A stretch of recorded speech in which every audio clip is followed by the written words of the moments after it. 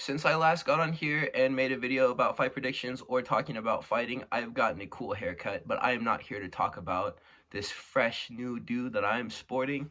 I am here to talk about UFC Fight Night, Saudi Arabia, Israel Adesanya versus Nasruddin Imavov. This is going to be a sick fight night card. Thank you, Turkey Al-Sheikh, for bringing Israel Adesanya out of retirement and putting together this really sick card for us to watch. I'm very excited to see what it has in store for us. Good fights all the way from the early prelims of the card. Well, there's only prelims and then the main card. So from the beginning of the prelims all the way up to the main card, we have great fights. So I'm going to get right into talking about them right now, breaking each of them down. We have Hamdy Abdelwahab versus Jamaal pogues. And I will say that this is an interesting fight because a lot of these prospects out of the Middle East and Saudi Arabia, whenever they go to like the UAE, Dubai, and like Abu Dhabi and stuff, they kind of suck sometimes. But other times, they actually do have a really decent skill set. And this heavyweight, Hamdy Abdelwahab, is honestly not bad at all, dude. And I'm very excited to see what he's going to do, purely just because he is an Egyptian brother, one. And two, he is a former Olympian, bro. I'm not sure if he ever medaled, but he competed in Greco-Roman wrestling, and yeah, pretty much. Whenever he fights, he can wrestle his ass off, dude. And he has good boxing, and he can wrestle his ass off, and that's really nice for him. But he only really relies on these grappling skills whenever his opponent is rocked. And rocked heavyweights are super easy to take down. And that's whenever he's pulling out the best tricks in his bag. It's really like neat to see what he does to these guys who are just shelled after they eat like a massive overhand. The trips and outside takedowns that he can land on these people who are just completely unassuming is really interesting. And that's why I'm very kind of like excited to see this fight as the first one on the card, because I feel like Jamaal pogues is going to get pummeled and then he's going to shell the same way that all of these guys in the regional scene did. Granted, whenever he was fighting these dudes on like the regional scene in like Cairo or whatever, these guys sucked so bad. I didn't even know like who they were. They were all just so fat. They looked like Ziploc bags full of milk, dude. And he would just wrestling the crap out of them after he beat them up soundly and never really had like a hard fight, honestly. So his pedigree is magnificent. Jamaal pogues is rebounding from his loss to Mick Parkin. Well, I mean, he already did. He beat up Thomas Petersen, but Thomas Petersen is one mustache away from being Paul Blart. He's really not a serious dude at all. I think this Egyptian is going to ball out, and that's honestly just because these regional dudes have been ballers lately. Like, Zach Reese got slimed out last week or 2 weeks ago. And Bogdan, bro, if you were watching that fight, you saw him almost get finished in round one of that fight. These dudes were there just pulling up. I think that even David Onama had a really good fight with just some guy who just came out of this random regional scene. Like, I'm telling you, bro, the talent that is being produced locally out of this MMA stuff, it's getting wicked, bro. Like, these guys are all really good at fighting. So keep on funneling them into the promotion. So I'm going to say that Hamdy Abdelwahab does win this fight. And just because I think that he's a pretty good prospect, that he deserves a spot in the UFC, especially at heavyweight, because we need new heavyweights. And they're in Saudi. So I feel like they're going to try to clean sweep like the home team fighters. And they have a good shot at doing that because they're known to do it whenever they come to these places. Except for whenever Aliskerov fought Robert Whittaker. We'll talk about the main event later. But I am going to call an Abdelwahab first round TKO. I think that he rocks pogues on the feet and he takes him down and he beats him up on the ground, and it's going to be cool. So that's going to take us on to the next fight. That's going to be Bogdan Grad versus Lucas Alexander. And I just want to make a note and say Bogdan Grad is a very wicked striker with lots of momentum. He has crazy knee finishes, and he even has a wheel kick finish. And it's like a clean wheel kick he landed at range, and it finishes the fight walk-off KO. A lot of strikers don't ever do that in their careers. He's a very cool striker. So he's been fighting on the Austrian regional scene for promotion called Cage Fighting Series, and he's demonstrated, again, some very cool skills there. And he won his fight for a UFC contract on the Contender Series. And it was a good fight, and it went to a split decision. And his opponent in that fight, Michael Aswell, he is better than Lucas Alexander. Like, a lot better, I think. Michael Aswell is actually not a bad fighter at all. He's a good fighter. I think that he is better than Lucas Alexander is, so this is going to be a step down in competition for our friend Bogdan Grad. Lucas Alexander has been away from the sport. He's taken like a year off, injuries. I'm not sure what it is, probably injuries. But a year and a half ago, my bad, he last appeared in the octagon, and he was knocked out by this guy named Jeka Saragi, or Jeka Saragi. Jeka Saragi is his name. So he knocked him spark out. So this dude is going to be both ring rusted and gun shy, ripe for the picking as far as like this brutal KO goes. I think that it's going to be a sound victory for Bogdan Grad, considering his skill level. Probably an easy first round KO or a TKO, I'm thinking. So then the next fight we're going to discuss at that point is going to be Jasmine Jasudavicius, got it, clean that time, versus Mayra Buena Silva. And I just want to say that I do ride very high on jasudavicius, and these are facts. And it's just a super easy one for me to predict, just because Mayra Buena Silva's last fight, dude, if you watched it, you know what I'm talking about. Her fight with Raquel Pennington was just Raquel Pennington getting to do whatever she wanted to do with a Mayra Buena Silva who just didn't fight back, which was really weird. And to make matters worse, like, this fight was still dragged to a decision, and both of the fighters looked bad. So, bro, Raquel Pennington was literally champion for, like, 6 months, dude. Like, we were in hell. Honestly, Juliana Pena is better. The way that she won the belt was very Mickey Mouse, but whatever. I'm cool with Raquel Pennington not holding the belt, just on some crazy hating stuff, to be honest. And I get it that Mayra Buena Silva's eardrum burst and, like, her equilibrium was messed up, but I don't know about ever favoring her to win, like, ever again after that performance, to be honest. And especially not against a girl like Jasmine. This is easy work. She'll be stronger and more dangerous everywhere. Other than, like, in top control position, she does need to worry about getting subbed by Buena Silva, who would be on the bottom. But as long as she can avoid that happening, I'll venture to say that she stops this fight in 2 rounds. TKO victory round 2 for Jasmine Jasudavicius, and she's just going to be dogging out Mayra Buena Silva, and the fight will get stopped.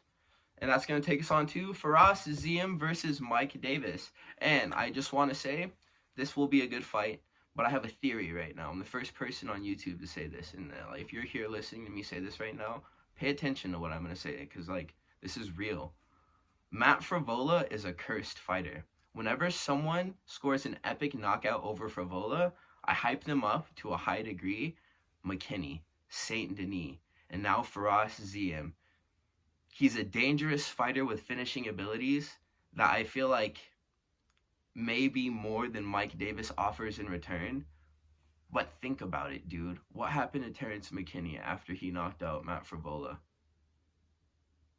I'm not sure. I think it was Bonfim was the first one. It was that knee. He got snuffed. No, it was Drew Dober right after the fight. He got knocked out. And then Benoit Saint-Denis knocks out Matt Frevola, gets the fight with Dustin Poirier, gets knocked out. That's the second Eagle rebirth complete. The third one will be Firas Ziam. I think they were in Paris. Frevola bites the dust. It was a beautiful knee. It's now Firas Ziam's time to get flatline KO'd. And I can't save him from this. It's just been written. The prophecy must be fulfilled. So, Mike Davis, dude, he goes by Beast Boy. I think that he has some very groovy boxing, and that he will beat the bricks out of Firas Ziam. And I'm calling a knockout in round 1 or 2. And he has very good skills. So, he is a featherweight, I think. And he was knocking out Vyashev Borshlev before it was cool, Mike Davis. So, he just recently scored a first-round armbar against Natan Levy. It was a great fight. He finished immediately. I love prelim fighters who know that they're there to just keep the card moving along, so they just get up in there and just choke their opponent out, or just do what they got to do real fast. Going up and fighting at 55, he's been doing it, beating the crap out of these lightweights who just are less skilled than he is. So I think that I will confidently pick a Mike Davis knockout. And the second or third round, it'll happen late, just because Firas Ziam is pretty durable. Now, we're going to talk about Terrence McKinney versus Damir Hadzovic. And hadzovic, I don't know. This guy hadzovic though, Damir, he's been around for a hot minute, and he's been last beaten up by. He's been winning, you know. But in 2022, he did lose a fight to Mark Jacasey, and this makes it evident that he can be outskilled because Mark Jacasey is a very skilled and competent striker, and if you aren't another skilled and competent striker with a good bag on you of either boxing or kickboxing fundamentals, he will beat you up. So this gives me hope for Terrence McKinney because I think that he is due for a career resurgence, and I've been doing a lot of hyping him up lately. I want to see him perform and sleep this guy on Saturday. Once upon a time, this guy literally, Terrence McKinney, he choked out ziam, who I just got done talking about. And ziam isn't like a slouch, honestly. He has a pretty low rating in the UFC video game, but he's still pretty solid, man. And he sunned him on the ground before he had choked him, too. I'm not going to pay too much mind to the skills of Damir Hadzovic because it really doesn't matter to me much. I'm Team McKinney, bro. And that's my pick. I want to see him score round 1 knockout for all the times that used to happen to him, dude. And how it's been happening to him lately. I want to see him get back to finishing people. So round 1 KO for Terrence McKinney is going to be the official pick for me. That is going to move us up to the main fight on the prelims, which is going to be the GOAT Shamil Gaziev versus Thomas Petersen. And Shamil Gaziev has this one in the bag because, as I just discussed before, Jamaal Pogues, fighting on the first fight of this card, just recently beat Thomas Petersen. So, like I said, he's one mustache away from being Paul Blart, and I meant it. We're all just tuned into this one for the memes primarily, dude. Shamil Gaziev isn't actually a bad fighter, but we all saw you've seen the video of him headbutting the cage, and they edit like the guy making out with the wall. That video is so funny to me, dude. And whenever he fights, he's just a blob, man, and it's hilarious, dude, just to watch him move around in there and do what he does. It shouldn't be funny, but it is. And I'm going to be laughing very hard through this one, especially if Shamil ends up knocking this guy out, which I think is very possible. I'm really feeling froggy right now, so I think that's why I'm going to make my official prediction of this fight. A round 1 Shamil Gaziev knockout, and he's going to get up and do an emote afterwards, and it's going to be funny, and I'm going to hype it up, and it's going to have so much aura behind it. That's going to take us on to Muhammad Naimov versus Kaan Ofli. And Ofli getting knocked out last year was probably one of the funniest moments that UFC has produced in like the last 5, honestly. It was a fight against this dude named Mayra Santos. And I should honestly say funny because at the same time, I thought it was a kind of a comical knockout. It was one of the most violent finishes I've ever seen in my life. And I quite honestly have no idea why he's back fighting so soon. That was in August, which is like less than 6 months ago. So why is he fighting again? But another thing that I'm thinking about is that this fight may suck because Naimov got ragdolled and choked by Felipe Lima. So granted, this does have the potential to be a boring fight. I think that it will be a toss-up who wins. Because Ofli isn't particularly great, and neither is Naimov, but we are in Saudi, so I'm going to give that weight in giving my prediction of this fight. I'm going to pick Naimov by decision. On like medium confidence, I don't really know why this fight is on the main card. I don't really know. This is a very uninteresting fight. Every single fight other than after this is going to be great, but this one, it has the chance to surprise me because I have no expectations for it. But we're going to talk about the next fight that's going on. It's going to be Nurmagomedov versus Vinicius Oliveira. And this is probably going to be one of the best fights we've ever seen in our lives. Because these guys both have such crazy kicks in their arsenal.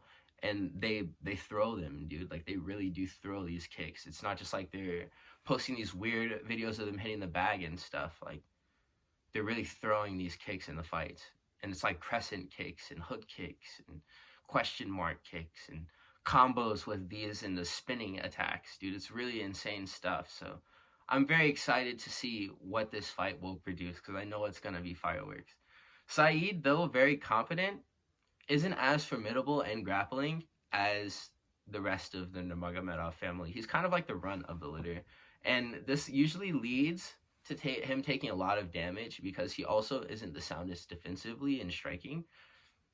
And this is, again, all relative to, like, Umar and Khabib, you know? And I know that he's not, like, directly blood-related, maybe. I mean, but I don't think that he's part of, like, their nuclear family. I think he's just part of that last name's lineage. So, just how there's, like, a bunch of Johnsons in America.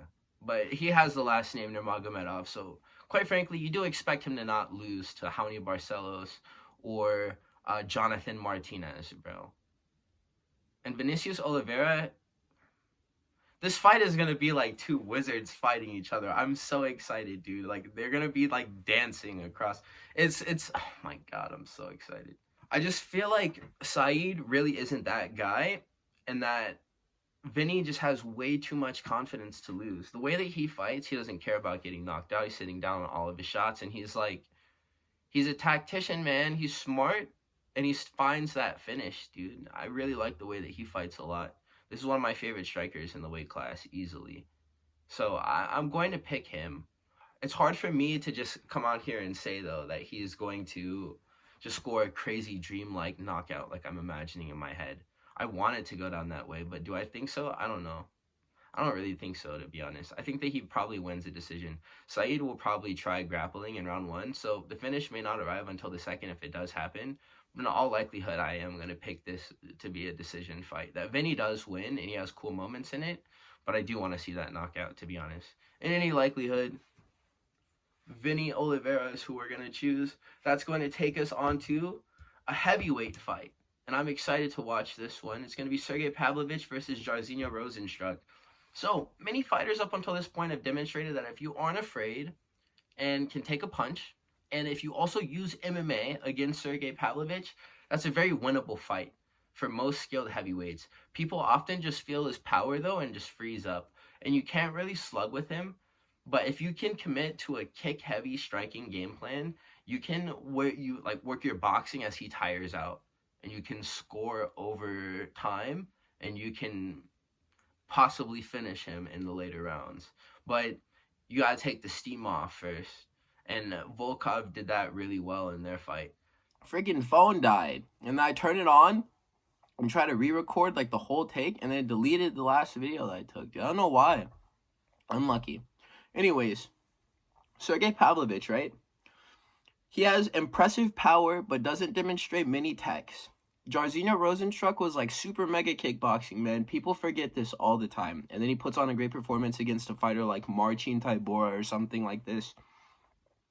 And we are like, well, yeah, well, Rozenstruik is actually really good, so we should be paying more attention to that. Yeah, duh, man. So I think that Sergei Pavlovich, we were making jokes about him speedrunning the heavyweight division because he was injured and he needed to just get out of the octagon as fast as he could every single time. There was validity to it. He's taken time off because he's clearly hurt and he needed time to rest from whatever injury he was fighting. So we'll call this a Jairzhino Rozenstruik late stoppage.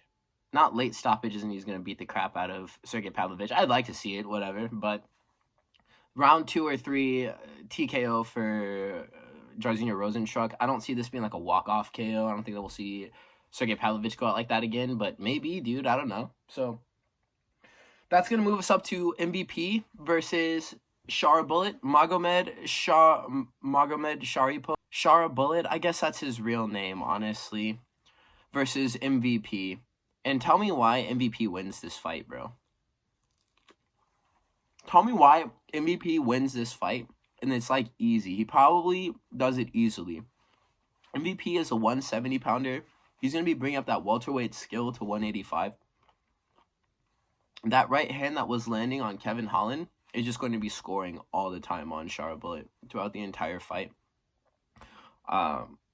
He's going to frustrate him.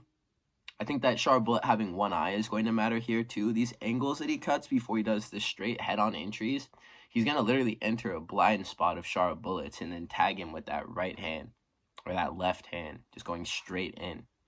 So I see him dismantling Shara Bullet. Shara Bullet is getting touched up by strikers who I feel like are significantly worse than MVP is. there was a Saudi card where Shara still ends up scoring the knockouts, but it gets a little bit chippy for him. Even against Petrosian, he was competitively striking with him. So if he can't get past the hump of being able to break down his opponent, like I don't think he'll be able to get through MVP in that sense. I think he'll break himself, and we'll see it. So very excited to see this one. I really do believe in welterweight skill. Those are the best fighters on the planet right now. Other than like isolate. Well, it's funny because by and large, I'd say the skill level of welterweights compared to other weight classes is higher than it's ever been right now. And I think that welterweights are the most skilled pound for pound right now on average. But we do have individual fighters from each of the lower weight classes who like demonstrate skills that are better than their higher weight counterparts. But welterweight is really good. MVP is one of the best styles from like a specialist standpoint as a striker in welterweight. I think he will do this, and I think it will be a good fight. We're all going to enjoy what we see. And that's going to move us on to the main event. And that, the main event. So full stop. I'm just going to say it right now. I don't like it either. I don't like it. But Israel Adesanya probably wins this fight. I do not like Israel Adesanya. And so I'm going to pick against Israel Adesanya. But I understand Israel Adesanya is a very good fighter. And he has good skills, lots of power, and great finishing ability. And if he comes out aggressive like he did against Dricus, this probably isn't going to be much of a fight. It'll probably just be a rerun of Robert Whittaker versus Ikram Aliskerov. We'll see the exact same thing happen to just this other body. But I want to live in the universe, the timeline, where Nasruddin Imavov gets that double leg over and over again over the course of 25 minutes. And Israel Adesanya cannot keep Nasruddin off of him, dude.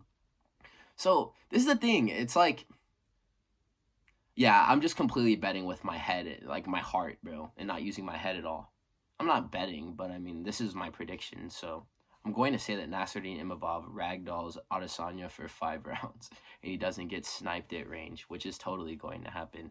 But I just want to give a special thank you to Turki Al-Sheikh for bringing Adesanya out of retirement.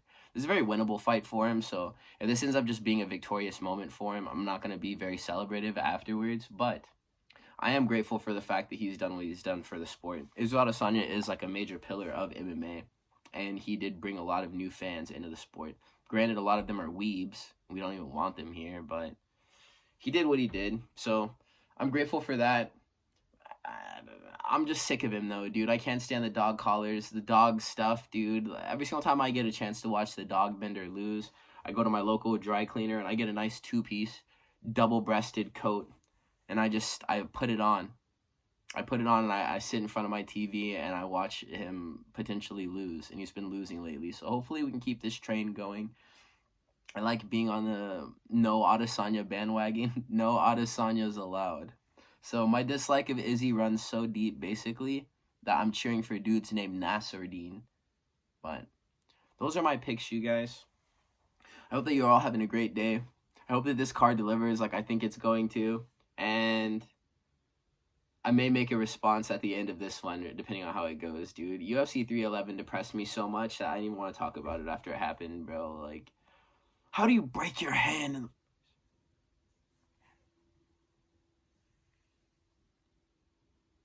All right, I'm going to go, you guys. I'm going to catch y'all in the next video. Stay posted for new content. I have about, like,